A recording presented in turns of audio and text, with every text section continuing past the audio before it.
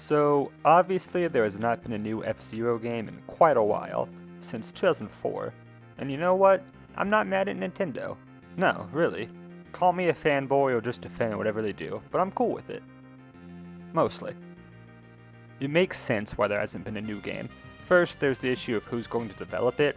Sega can't because they're making Yakuza now. Nintendo doesn't know what to do with it.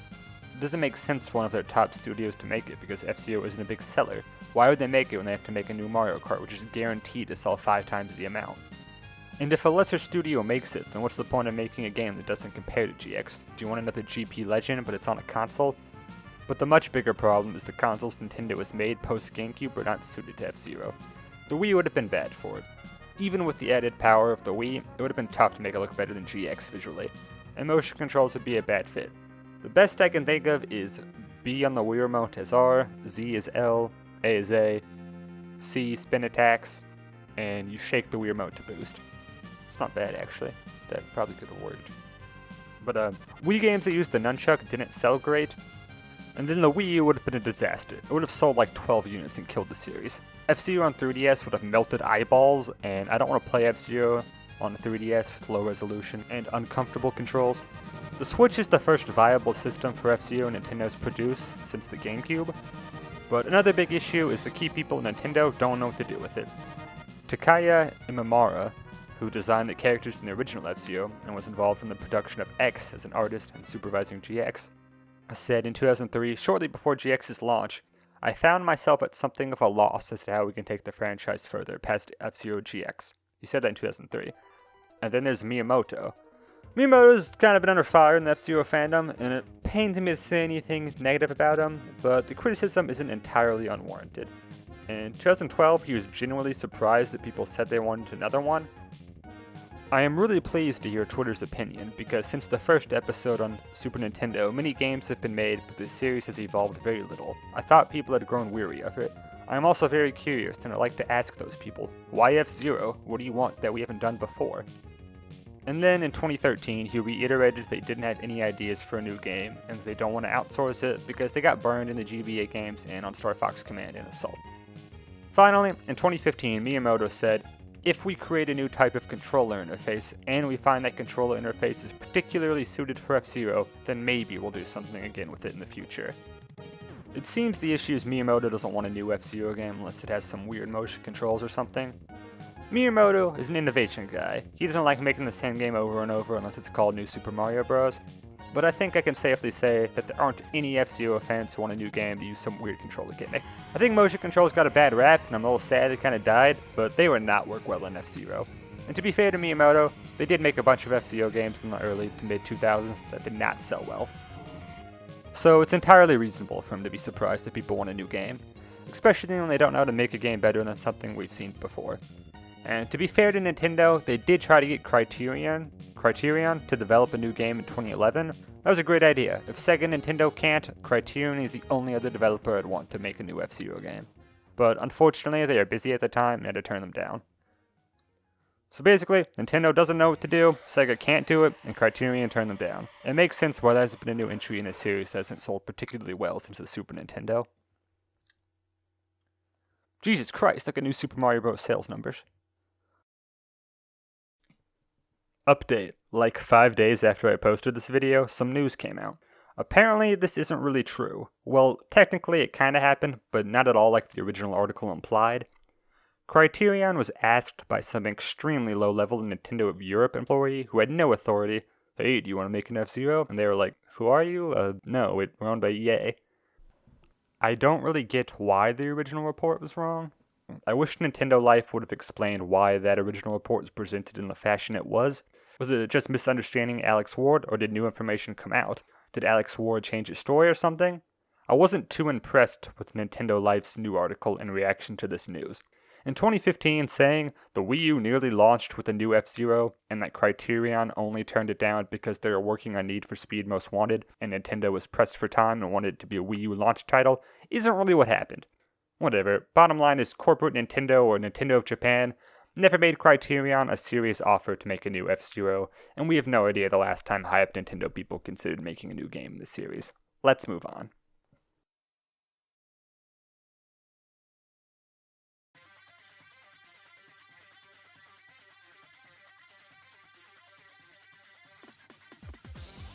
Let's talk about a potential GX remaster for Switch. There's a good amount of people who love F-Zero, but don't really care if there was a new game and would be happy with just the GX remaster. I think I fall into that camp. So GX in HD would look amazing, whether it's 720p or 1080p, but there should probably be a little more to it than that. Many people want online multiplayer for a remaster, but I'm not sure that's a good idea. Personally, I don't really care about online multiplayer here, but if it needed to exist, they should limit it to 10 or 12 cars at a time. 30 would be way too much to handle. Lag or frames dropping would be absolutely killer in F-Zero. Side attacks would also need to be heavily nerfed. It would suck if you could be killed 3 seconds into a race. They would need to be changed to do barely any damage in online gameplay. Side attacks are super overpowered, but you might notice the CPU never uses them, only you can. The CPU only uses the crappy spin attack because the devs knew it would be frustrating for side attacks to be used against you. They should also probably get rid of snaking for online play and maybe not allow the AX characters since you can do weird things with Don Genie. I don't think online play would be worth the time, money, and resources to be put into the game. I don't think there'd be a huge community for it and it would probably dry up pretty quick. But if they wanted to add more to the game to justify selling it for $40 or $60, then go for it, I guess. What I do think needs to be done is to address the difficulty. Now, I don't have any problems with the difficulty. I beat all the story mode on very hard and all the cups on mastered. No big deal. I don't know why you're making a big deal about it, guys. Just stop. But I think it needs to be made easier, not because it's too tough or unfair, but so reviewers will not complain about it as much and scare people off.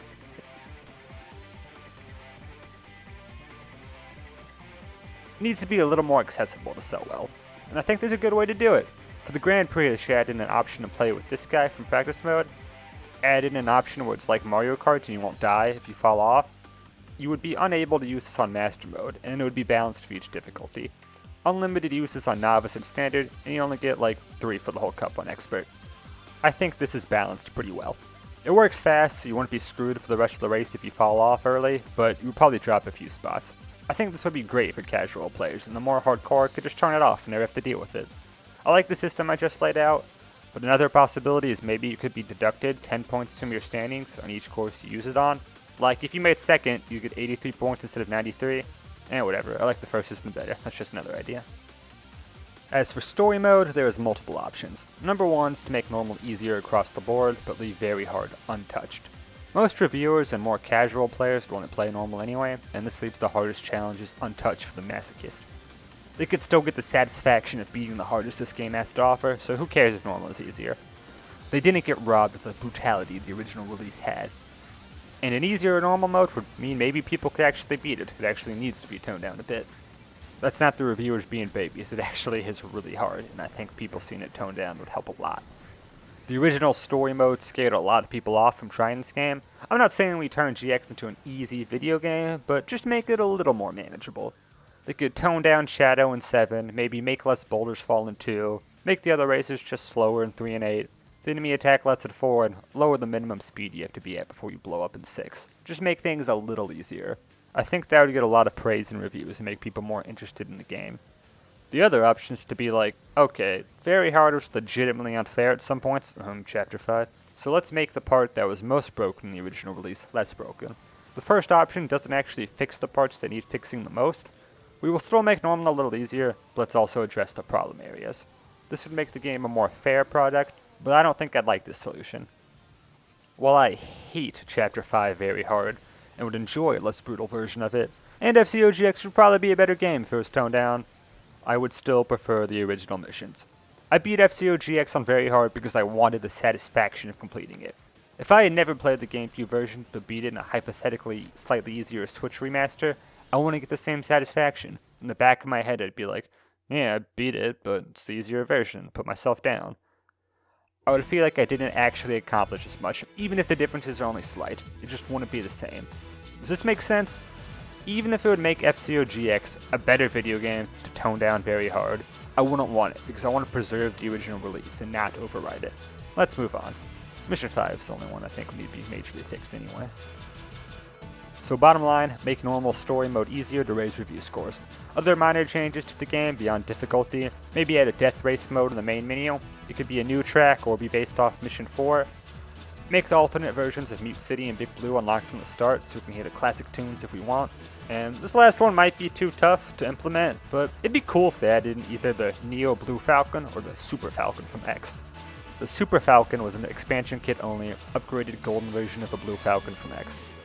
And Captain Falcon was mentioned to be working on the Neo Blue Falcon in F-Zero's TV interview. It'd be cool to see it. It might be too hard implementing a new car, but if they wanted to brand it as a remake instead of a remaster, then it'd be neat to see.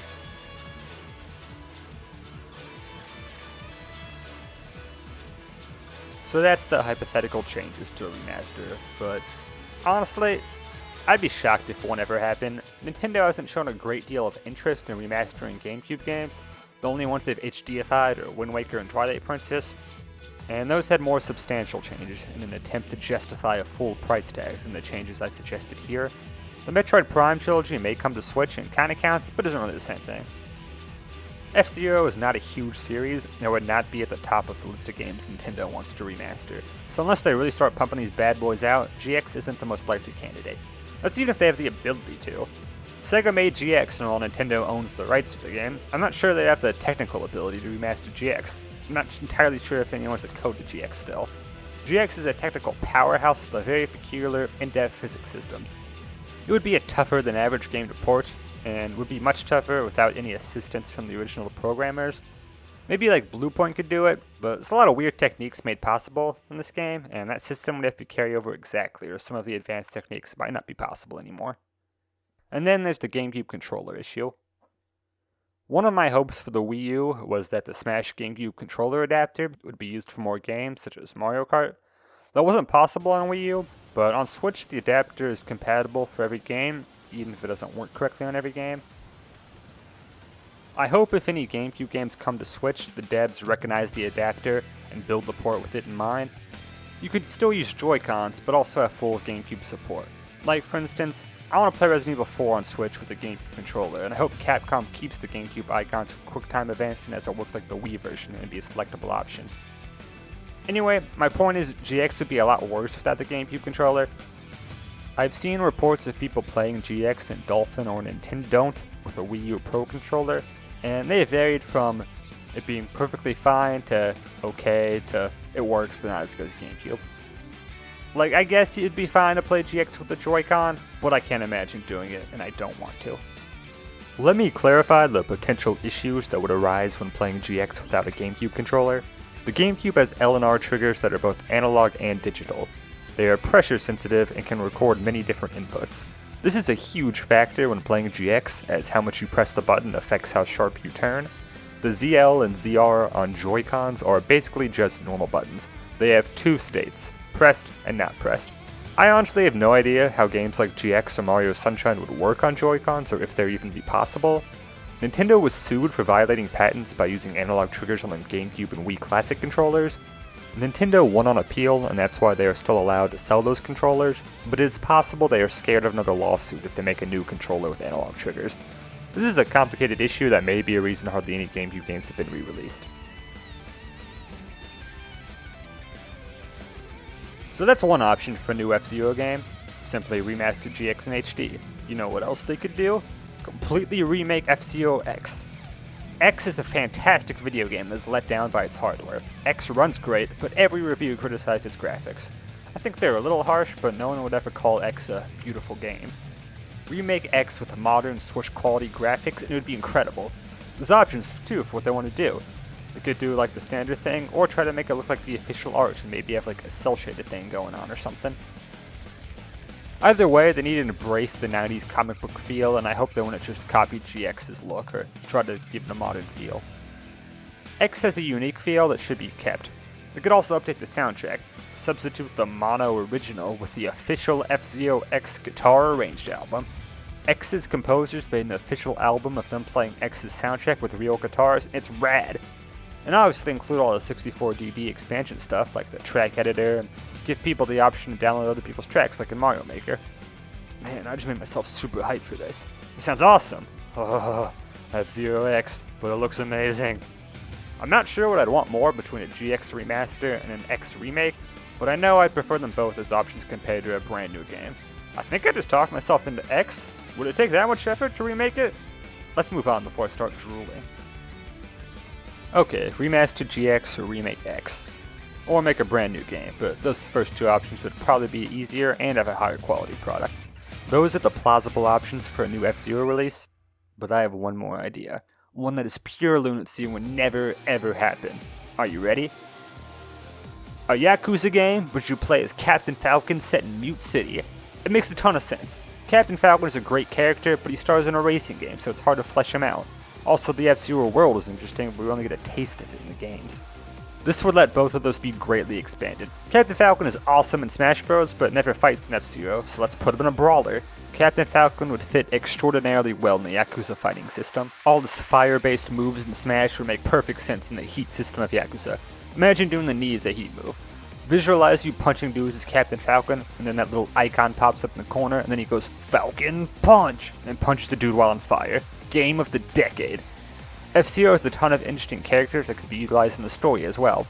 Black Shadow's main bad guy, Blood Falcon is the rival character you fight a couple of times, Samurai Goro, Zoda, and Pico as other villains in boss fights, Jody, Dr. Stewart, and the Arrows as supporting characters. If you want, you could actually maybe have Phoenix in the game, and his time traveling to catch a criminal in the past could be a main plot element. There's definitely a story they could tell, but it's not just that makes the F-Zero universe such a perfect fit for a Yakuza game. Side missions would also be great. Like Kiryu, Captain Falcon is a character where him just being roped into wacky things is really funny because he usually takes himself seriously, but he's also not afraid to throw himself in whatever needs help no matter how strange it is. There's also like 20 other characters who would be perfect for side quest.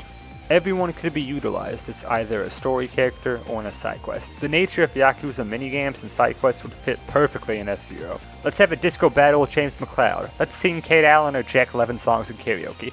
Let's help Mr. EAD on his cooking show, raise the skull from the dead, and help Beastman and Bio-Rex get along. Let's help Antonio Augusta get some revenge on Goro, find out what the deal with Spade is.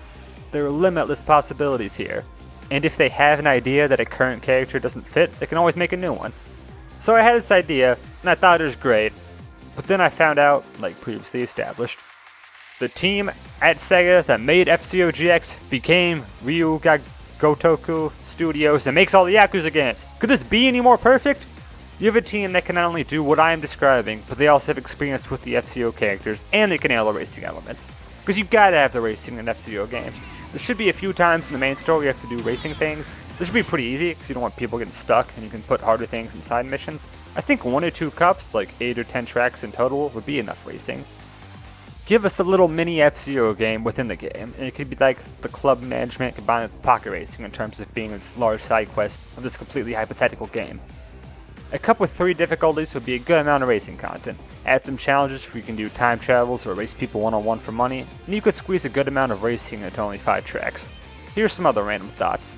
If Mute City is Kamurocho, then either Port Town or Big Blue could be the Soten Boy of this game, the smaller second city to spice things up. I would prefer Big Blue because it's more visually distinct. The Falcon Flyer could be the hideout of the game, and I cannot stop thinking about how hype a Blood Falcon rival fight would be. Imagine this, but with Captain Falcon. If they wanted to be cute, the Japanese title of this game could be Like a Falcon. In closing, this is obviously impossible, but with that Fist of the North Star game and now Judge Eyes, Sega has shown a willingness to create Yakuza-like games that aren't Yakuza games. Some of the teams worked with F-Zero and Nintendo before. Maybe? Nah, but a man can dream. If I ever find a genie that gives me 3 wishes for a game to exist and you will guarantee they will be good, this game idea would be at the top of my list. Now that I thought of it, it's all I want. Give me Captain Falcon! Ah!